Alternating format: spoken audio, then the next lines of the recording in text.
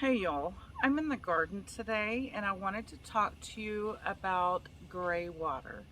Now, gray water is pretty much anything that comes from your house that you've already used for, say, your laundry or your bath.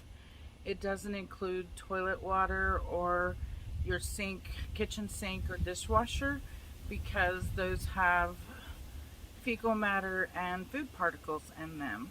So technically, it's the cleaner water that comes out of your house that may only have shampoos and soaps in them and, well, skin cells, stuff like that. But we're not going to get that deep into it today. We're just going to talk about the basics. Now, Tommy and I already have a simple system in place where the gray water from our washing machine empties out into our garden. I don't know about where you live, but where we live here in Texas, we are experiencing a drought. These come around at least every 10 years, and this is a bad one. Most subdivisions are under voluntary water conservation right now, and if it continues, then it will be mandatory water conservation. But forgetting all of that, it also can save on your light bill and your water bill if you learn to utilize water that would otherwise just go into the sewage or your septic tank. And yes, it is better for the environment for you to reuse that water. There are some minor changes that you would need to make if you're going to utilize your gray water, such as bleach. Bleach is not good for your plants, so you would want to divert that water on the days when you use bleach. That's not really an issue for us, so that's something you would have to address in your own home. Your average high efficiency washing machine these days uses 10 to 15 gallons of water, and the old style can use anywhere from 20 to 40. That's a lot of water that could be used on your garden.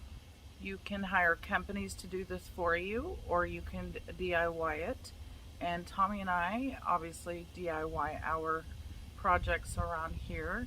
Like I said, we already have the washing machine diverted out into our landscape, and pretty soon our bath water will also go out into our landscape. So let me show you what we currently have that might give you some ideas. So right here where these 3 Model A tires are is where the water comes out. You can see the pipe right there, and it waters all of these plants right here. We're on a bit of a slope in our yard, so the water, as it comes up higher than the bottom tire, flows out and waters all of these plants through here. The house is over there, and the pipe comes from there and goes under the ground and out to here. Now, we don't wash a lot of clothes. It's just Tommy and I now. So if you were going to do something like this at your house and you did a lot of laundry, you would, of course, maybe want to put a holding tank here to control how much water goes out to your garden. But for us right now, even though that's a future plan, we don't have to worry about that right now.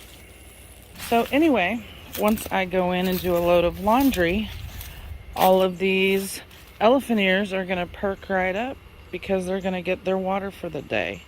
I never have to water any of these plants on this corner here. They get plenty of water for free from my washing machine. I've planted water-loving plants, including the cannas. There's canna down there, and then all of these are elephant ears. And I'm going to be planting stuff all along here as well, which I haven't started on yet.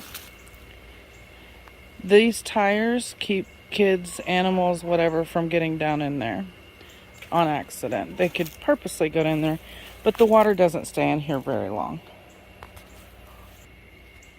You can see how droopy the leaves are on this Confederate rose hibiscus that I also planted over here.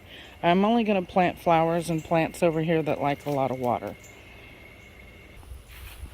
Tommy is currently working on the plumbing over here. That's why he has things laying along here. I never explained that in any other videos, but that's why these are laying here, because he took them off to work on the plumbing. The bathroom is here, and the gray water from the bathtub is going to come out, and it's going to come down, and it's going to water all of those cannas through some piping and whatever other plants we decide to pipe it to.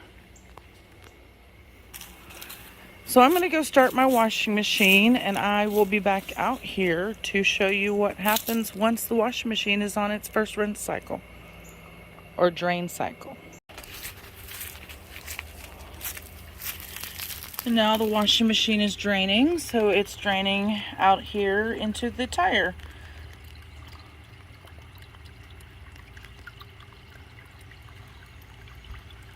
And you know about how much water a washing machine holds, so that's how much will come out to here. Mosquitoes are not a problem because the water does not just stand in this area. It does flow out that way.